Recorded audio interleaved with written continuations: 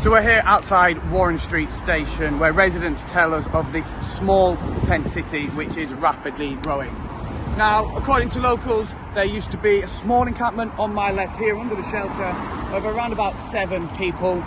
But as you can see now, we've got rows and rows of tents, pretty much as far as the eye can see. So we've got about 20 on this side, and if you go over the junction, we've probably got about 10, 20, maybe 30, 40 more.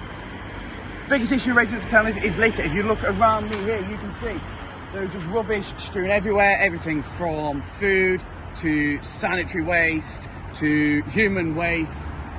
It is unsightly. There is, foxes, rats. Now, this land is said to be owned by TfL. Residents say that the council and other organisations are not doing enough to address the issues.